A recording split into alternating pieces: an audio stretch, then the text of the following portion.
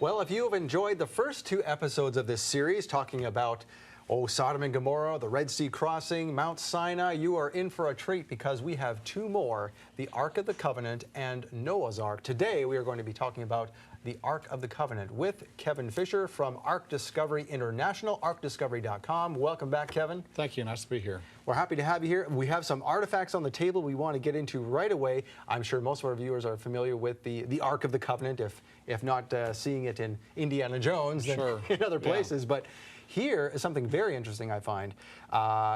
The design of the Ark, which we'll get into, there is a first-hand account from Ron Wyatt. Yes. And this is his rendition printed out with a 3D printer. Yes.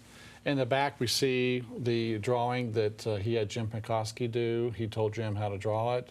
This is the image of the Ark of the Covenant. Now, this is a 3D printing of it where the angels are attached to either end of the mercy seat, and this lifts up. These are solid gold. So you have solid gold angels, solid gold mercy seat, and then this was acacia wood overlaid with gold, the box.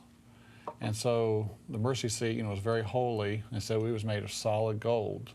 And these would lift up and be removed from the box or the ark itself. And of course, the tables of stone would rest inside of there.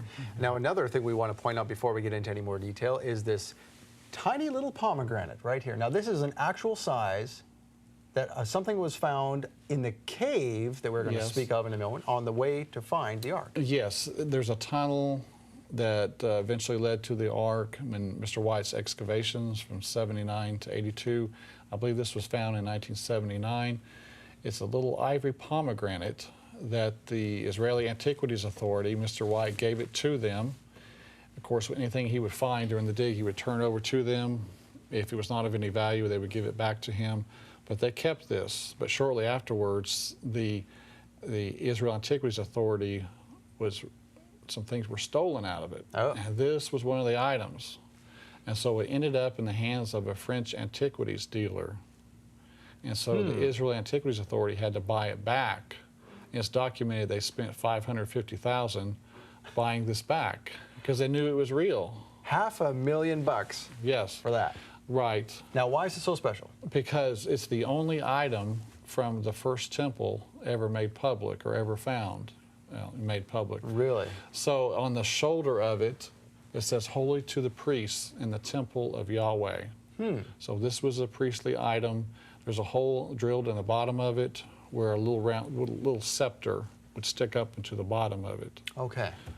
So Ron did turn it over to them. It appears in the Biblical Archaeology Review ever so often. There was an article last year, 2016, about it. There's no formal dig associated with it. So some of the people who don't know the inside information about the Ark of the Covenant, they're skeptical of it. Where did this come from? How could this have appeared, out of nowhere? Yeah. But, Ron did operate under a permit, but only a few people knew about it. And it was found in his early stages of the excavation. Now, another thing we have on this table, which I'm sure people are wondering about, is this giant sword. Would you hold that up for a second? Yes. Just look at the size of this thing. This was found inside the cave with the Ark of the Covenant. And we've got a slide later showing the verse in the Bible that states that the sword was kept with the priest in the tabernacle, which is pretty unusual. And David went to the priest to borrow